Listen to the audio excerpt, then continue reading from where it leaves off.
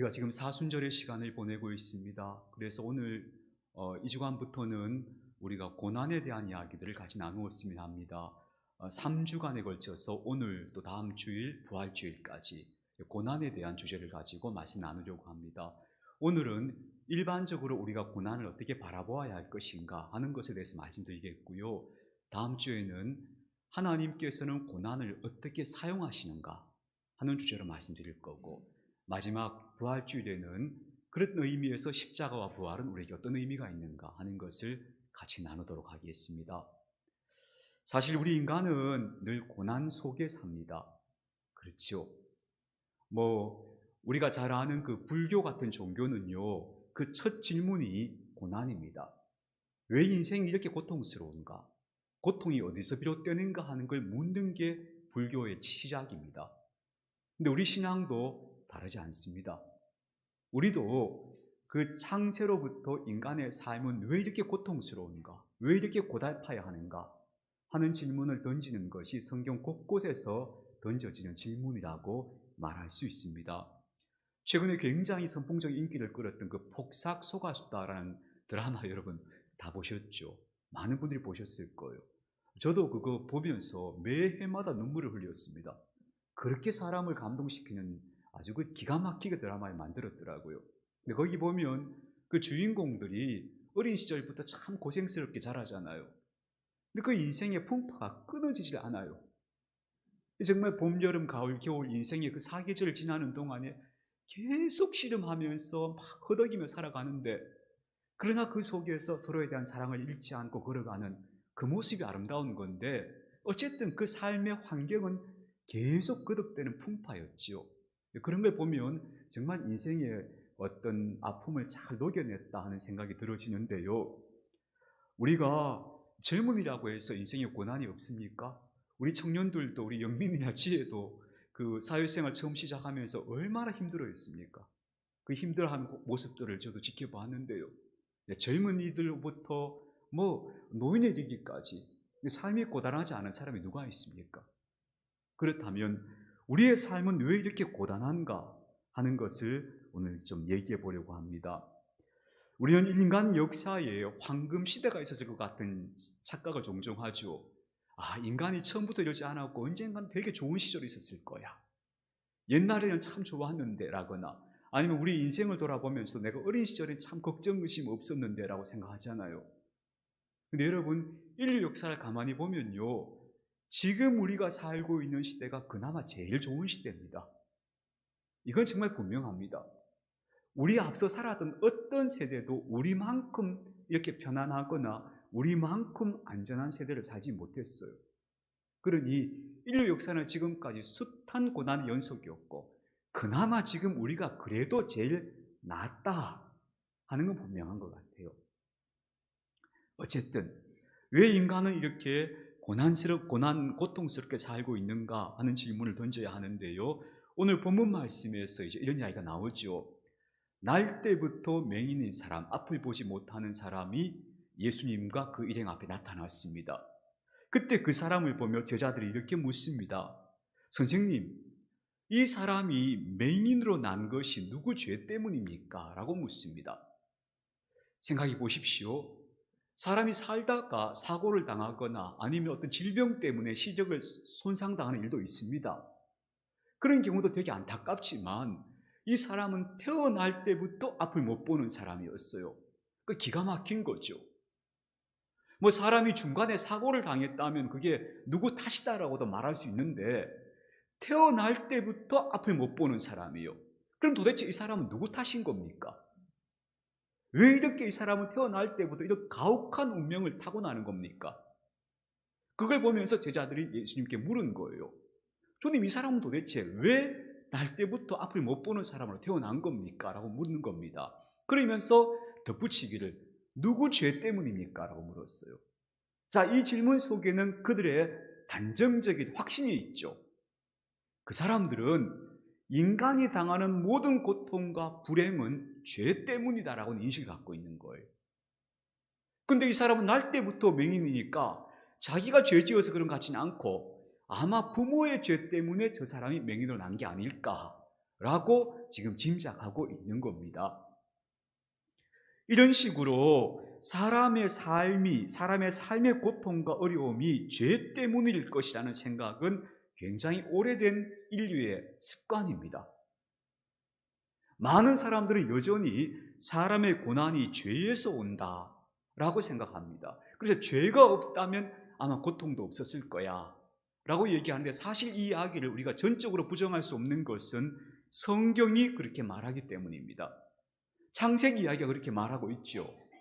인간이 하나님께 불순종해서 낙원에서 쫓겨나서부터 인간의 삶이 매우 고단해졌다고 얘기합니다.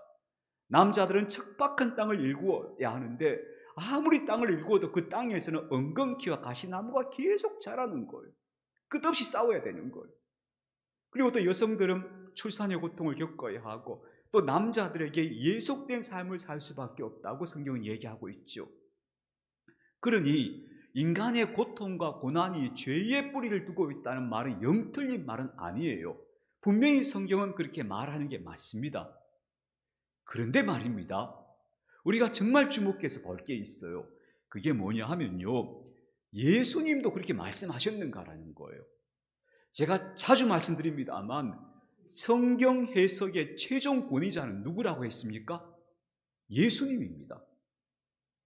누가 뭐라고 해도 예수님이 뭐라고 말씀하셨는가가 제일 중요합니다, 우리한테는. 일단 성경이, 창세기가 인간의 모든 고난이 죄로부터 비롯되었다고 말하는 것은 인정합니다. 그건 인정해야 됩니다. 그런데 예수님이 한 사람 한 사람의 개인의 삶을 두고 모든 사람의 고난이 자기 죄 때문이라고 말씀하셨는가? 그건 아니라는 겁니다.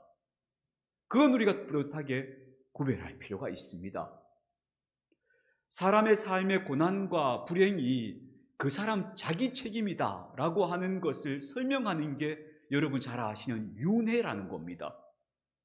불교나 힌두교에서 사람이 거듭 윤회한다고 말하는 이유는 진짜 윤회하는 무슨 증거가 있어 그런 거 아닙니다. 사람이 지금 현세에서 너무 고통당하고 진짜 볼 때 오늘 앞을 못 보는 맹인처럼 날 때부터 가혹한 운명 속에 태어나는 사람은 왜 그럴까? 아무리 봐도 모르겠는 거예요. 그러니까 답을 어떻게 찾았는가 하면, 저 사람이 그 전생에서 업을 많이 쌓아서, 악업을 많이 쌓아서 저렇게 태어나는 거야 라고 설명한 겁니다. 그리고 윤회는 아무 근거가 없어요. 사람이 지금 당하는 불행을 설명하기 위해서 말하는 게 윤회예요.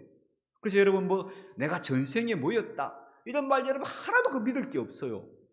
그거 다 인간의 무의식 속에서 만들어내는 이야기예요.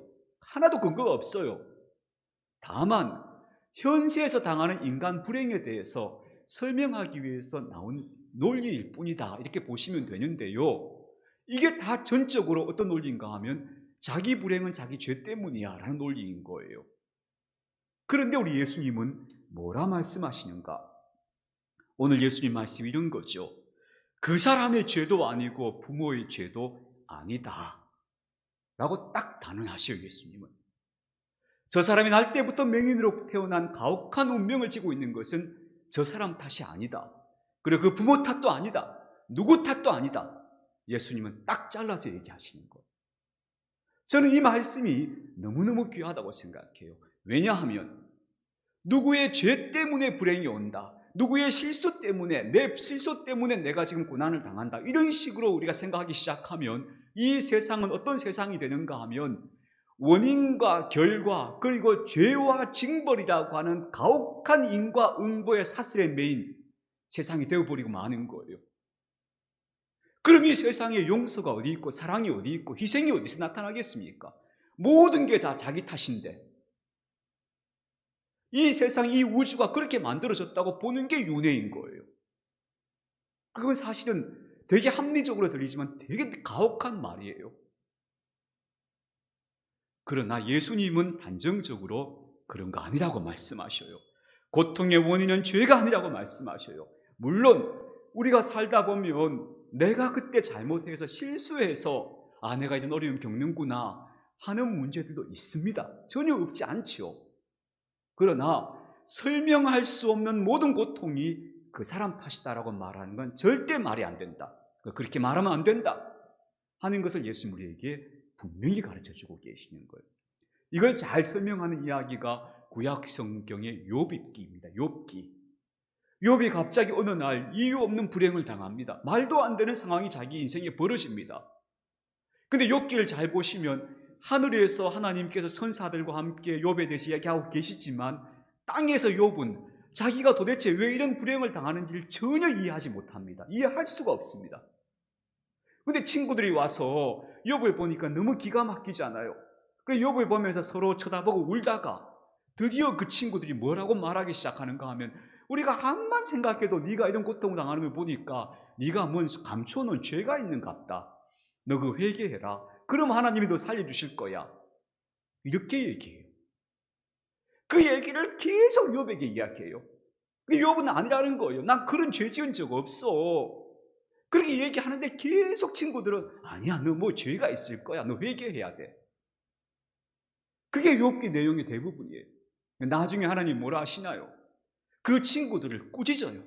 너희가 한 말 다 틀렸어라고. 그렇다고 해서 욥에게 네가 이런 이유 때문에 고난을 당했다고 또 설명도 안 해주셔요. 욥기는 뭐가 결론인 줄 아세요? 이유를 묻지 말라는 거예요. 고통의 이유는 미스테리다. 우리가 지금 알 수 없다. 그러니까 그게 뭐다라고 단정하거나 함부로 말하지 마라. 그게 욥기의 결론이에요. 그러니 첫 번째로 오늘 예수님 하신 말씀에 주목해야 하는데 절대 죄 때문이거나 자기 탓이거나 누구 탓이거나 이런 것은 옳지 않다는 거예요. 두 번째로 그러면서 예수님이 뭐라 하시는가 하면 그 사람이 날 때부터 맹인된 것은 하나님이 하시는 일을 나타내고자 하십니다. 이렇게 얘기하셔요. 자, 이 말씀이 또 좀 이상한 말씀이에요. 이거 잘 이해하셔야 돼요. 전 예전에 이 말씀을 이렇게 받아들였어요. 일단 하나님께서 저 사람을 맹인으로 태어나게 하셔서 그래서 나중에 예수님 만나가 눈 뜨는 기적을 저 사람에게 주시려고 그 선물을 주시려고 저 사람을 맹인으로 태어나게 하신 건가? 저 이렇게 해석했어요. 아마 여러분 중에도 그렇게 받아들이는 분들이 많을 거라고 생각해요. 만약 그렇다면 하나님 어떤 분인가 하면요, 나중에 좋은 걸 주려고 고통을 주는 하나님이 되시는 거예요. 그렇지 않아요? 나중에 좋은 선물 주려고 당장은 지금 막 고통 속에 인간을 몰아넣는 거예요. 그리고는 고통 끝에 좋은 거 주시면서 됐지? 이렇게 말씀하신 하나님이 되는 거잖아요. 우리가 그렇게 해석하면 도대체 하나님이 그런 분이신가요? 예를 들어 이런 거예요.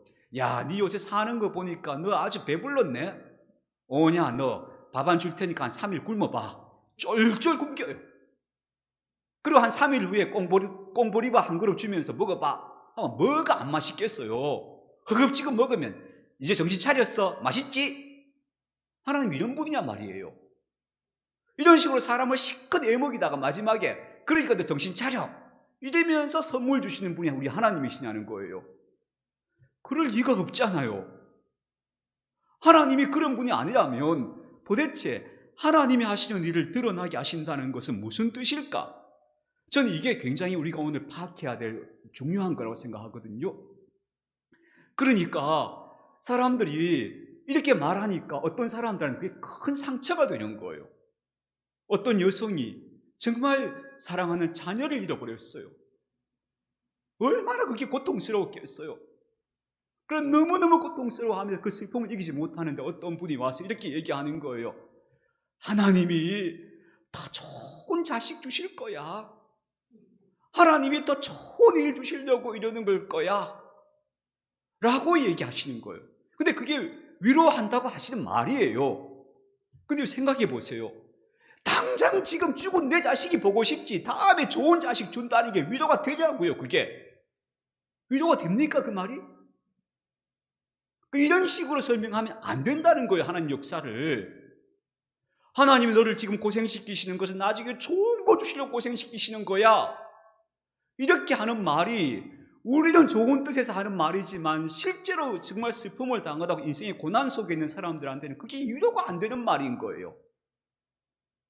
그렇게 말하면 안 되겠구나 하는 거예요. 그래서 우리가 하나님에 대해서 이렇게 설명하면 사람들이 하나님을 어떻게 받아들이게 되는가 하면 어떤 사람이 이렇게 받아들여요. 하나님 없어. 하나님이 있다면 이 세상에 이런 고통과 이유 없는 재앙이 있을 리가 없어. 하나님 없어. 이렇게 받아들이거나, 아니면 하나님이 있다고 해도 그 하나님은 우리를 구원할 수 있는 능력이 없어. 무능력해. 아니면 하나님은 선한 분이 아니야. 그래서 인간이 고통당하는 걸 지켜보고 있는 것 같아. 이렇게 받아들일 가능성이 높아요. 실제로 많은 사람들이 이렇게 받아들였어요. 그래서 인생의 고난 앞에서 하나님은 없구나. 하나님이 있다면 이런 일이 일어날 수 없지. 또 진짜 하나님이 살아계시다 해도 그분은 능력이 없거나 우리를 도와줄 수가 없거나, 아니면 선한 분이 아닐 거야. 선한 사람이라면 어떻게 이런 일이 일어나게 할 수 있어? 이런 식으로 받아들이게 되는 거예요. 그래서 모든 걸 죄 탓이라고 하거나, 아니면 하나님이 더 좋은 거 주시려고 지금 고난 주시는 거야, 이렇게 말하는 것은 결국 우리가 하나님을 왜곡되게 만든다, 하나님을 오해하게 만든다는 것을 기억해야 합니다. 저는 이것이 우리가 오늘 정말 다루어야 할 중요한 일이라고 생각합니다. 그렇다면 우리는 정말 이렇게 설명하기 어려운 상황 앞에서 고난을 보면서 뭐라고 말해야 되는가? 어떤 태도를 가져야 하는가? 첫 번째로, 내가 이해할 수 없다는 것을 인정하자. 이게 너무 중요해요. 우리 인간은 자꾸 설명하려고 그래요. 내가 납득하려고 그래요. 그러니까 납득할 수 있는 설명을 만들려고 하니까 어떻게 만드는가 하면 죄 때문일 거야. 아니면 하나님이 더 좋은 거 주시려고 그러실 거야. 라고 설명을 하려고 하는 거예요. 그런데 우리는 하나님이 하시는 일을 알 수 없는 존재들이라는 걸 먼저 첫 번째로 인정해야 돼요. 나는 왜 이런 고난을 겪고 있는지, 왜 이런 불행의 가혹한 운명의 짐을 지고 태어났는지 나는 이해할 수 없습니다. 이걸 우리가 첫 번째로 인정해야 된다. 내가 이해할 수 없다고 해서 하나님이 없는 것도 아니고 하나님이 무능력하거나 선하지 않은 것이 아니다. 다만 내가 이해하지 못할 뿐이다. 하나님은 내가 헤아릴 수 없는 분이시기 때문에 내가 지금 내 눈앞의 일들을 이해할 수 없을 뿐이다 하는 사실을 받아들이는 것, 저는 그것이 피조물된 인간의 겸손이라고 생각합니다. 첫 번째는 내가 이해할 수 없다는 것을 받아들이자. 그리고 인생의 모든 고난들은 사실은 신비의 영역이다. 내가 설명할 수 없지만 그것은 하나님의 신비의 영역, 당신의 경륜 안에 있는 일이다. 일단 그렇게 받아들이자. 그게 너무 중요한 거예요. 그러니까 그때 우리가 뭘 해야 되는가 하면 내 탓을 해서도 안 되고 남 탓을 해서도 안 된다. 혹은 하나님 탓을 해서도 안 된다. 탓하지 말자. 누군가 원인이 있을 거야 라고 말하지 말고 이것은 내가 이해할 수 없을 뿐이다 라고 이야기하자. 그렇게 받아들이자는 거예요. 그게 너무 중요해요.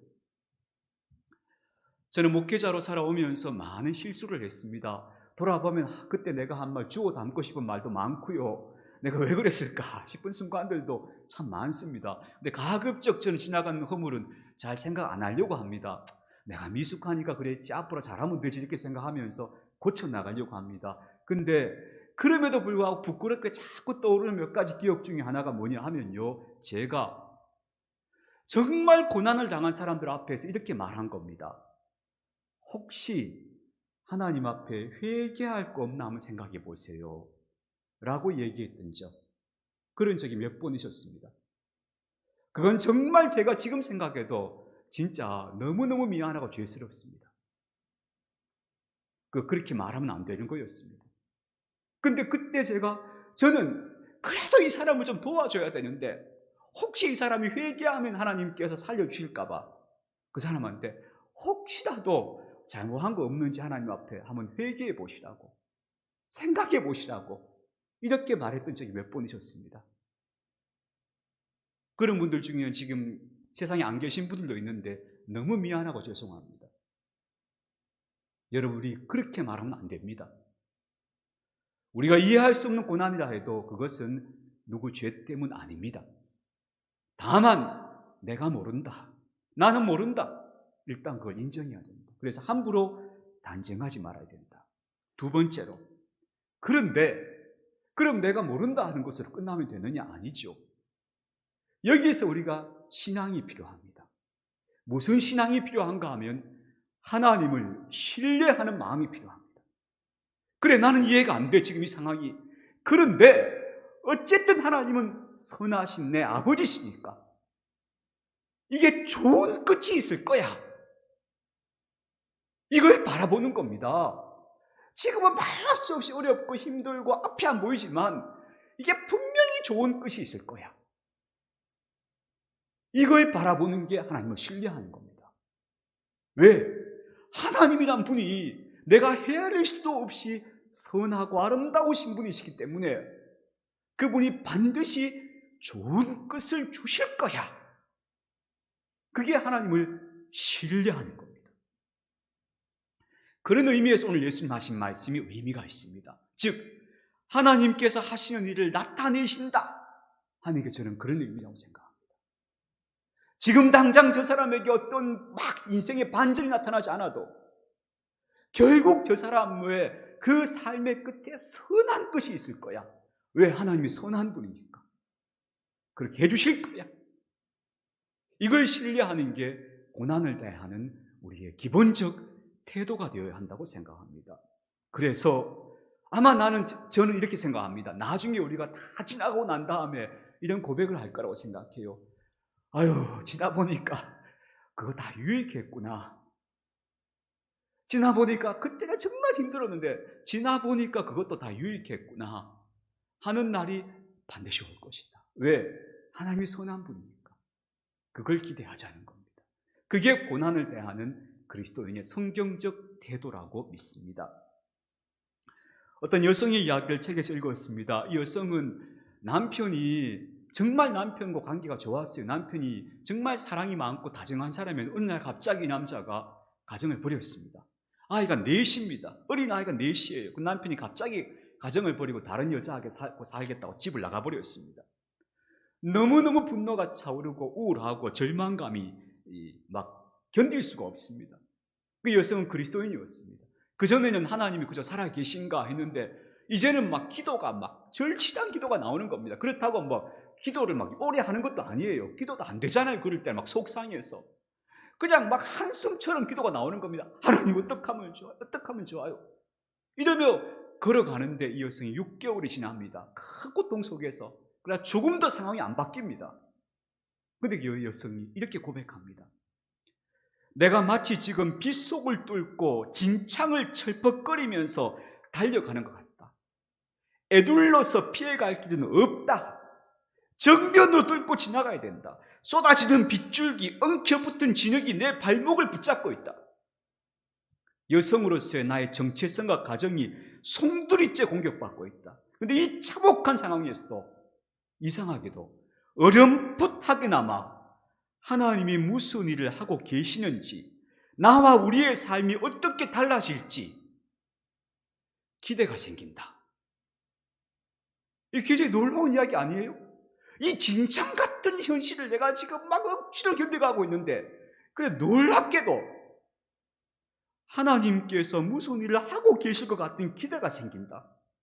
그리고 이 모든 일을 겪고 나서 나중에 내 모습을 생각하니까 마음이 조금 설렌다. 이거 이해가 되세요? 말도 안 되는 고난 속을 살아가고 있고 막 기가 막힌 지옥 같은 마음으로 사는데 하나님 하면 6개월을 지났는데, 근데 그 진창 속을 걸어가고 나서 나중에 뭔가 하나님이 뭐가 주실 것 같은 느낌, 그것 때문에 지금 내 마음이 조금씩 설렌다고 얘기하고 있는 거예요. 여러분, 저는 이것이 바로 신앙이다, 이게 신앙이다 라고 믿습니다. 고난 속에 있을 때 내가 막 밤새워 기도할 힘이 없어도 괜찮습니다. 다만 하나님께서 선한 끝을 주실 거라고 바라보면서 꿋꿋하게 견디고 그저 걸어가면 되는 거예요. 막 걸어갈 힘이 없으면 주저앉아도 되는데, 하여튼 하나님이 선한 끝을 주신다. 그분이 좋은 분이니까 그걸 바라보면서 견디어가는 것, 그 끝에 진짜 아름다운 것이 있을 것이다 하는 거예요. 마지막으로 세 번째로 예수님께서 이 눈먼 사람, 날개부터 소경된 사람을 보시고 그 사람에게 다가가시죠. 그리고 이렇게 예수님 말씀하십니다. 당신이 침으로 진흙을 이겨서 눈에 발라주셨다 해요. 이 장면이 진짜 이해가 안 돼요. 예수님께서 그냥 눈 떠라 하면 눈 뜨는 거잖아요.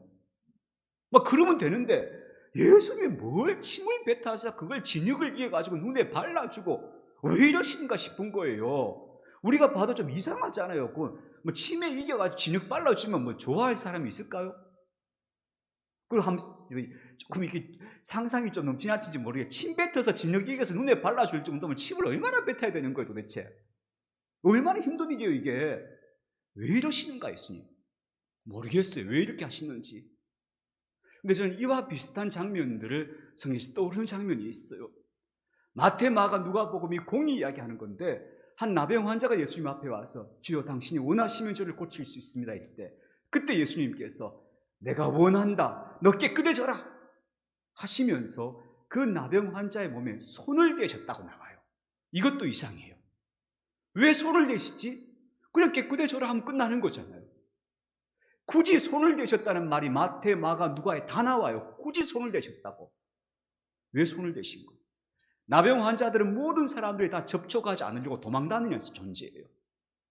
그 오염된 나병 환자의 몸에 당신이 직접 손을 대어주시는 거예요. 그래서 저는 이 장면도 오늘 우리가 읽은 본문도 마찬가지라고 생각해요. 그 맹인의 눈에 당신께서 직접 당신이 막 흙을 발라주면서 그 사람을 만져주고 계시는 거예요. 예수님의 침 속에 무슨 치유 효과가 있는 그런 게 아니고 그 사람을 진짜 당신 손으로 어루만지시는 그런 모습을 보여주고 계시는 것 같아요. 저는 이것이 바로 우리가 고통을 대하는 또 다른 태도여야 한다고 생각합니다. 나의 고통은 하나님을 신뢰하면서 견뎌내고 정말 그렇게 걸어갈지라도 타인의 고통을 보면 그 고통에 손 얹어주고 뭐 좀 위로해주고 도와줄 거 없을까 싶은 마음으로 사는 것, 그게 바로 예수님 스타일이다 하는 걸 보게 되는 것 같아요. 그러면서 요즘 아까 말씀 쏘가수다, 그 쏘가수다 그 드라마가 저 예상이 되는데 거기 보면 그 자식 잃은 부모의 슬픔이 나오잖아요. 너무 가슴 아픈 이야기죠. 그래서 그 드라마를 보고 나니까 이 땅에 정말 자식 잃은 부모들의 슬픔이 다시 생각이 되는 거예요. 우리 왜 여러 해전에 연평도에서 해전이 일어나서 그 자식들이 생떼 같은 자식들이 죽은 자식들, 그 부모들이 지금도 서럽게 울고 있잖아요. 세월호 사고로 자식을 잃은 부모들, 이태원에서 자식을 잃은 부모들, 지금도 산불을 피해를 당해서 망연자실해 있는 사람들, 이런 사람들을 생각하면 우리가 정말 이런 분들을 위해서 뭔가 그래도 우리 마음으로라도 공감하고 연민해야겠구나 하는 생각을 하게 됩니다. 그래서 이런 말이 있죠. 고통에는 좌우가 없다. 어떤 사람이든지 고통당하는 사람 앞에서는 우리는 다 연민해야 된다 하는 것을 오늘 예수님 태도라고 좀 생각했으면 좋겠습니다. 우리가 잘 부르는 찬양 가운데 이런 찬양이 있죠. 날마다 숨쉬는 순간마다 내 앞에 어려운 일 보내. 이 찬양의 가사가 진짜 기가 막히다고 생각합니다. 날마다 숨쉬는 순간마다 어려운 일이 있네 하는 것이잖아요. 그게 우리 삶일 겁니다. 그런데 저는 정말 조심스럽지만 그런 우리의 고난스러운 삶 속에서 그럼 도대체 우리는 어떻게 살아야 되는가 할 때 제가 아주 조심스럽지만 한마디로 이렇게 정의하고 싶습니다. 우리는 고난과 함께 성장한다. 제가 오늘 정의하고 싶은 고난에 대한 마지막 말씀은 저는 이것이 바로 성경적 태도인 것 같아요. 우리는 결국 고난과 함께 성장한다. 그것이 고난에 대한 성경적 해석이라고 믿습니다.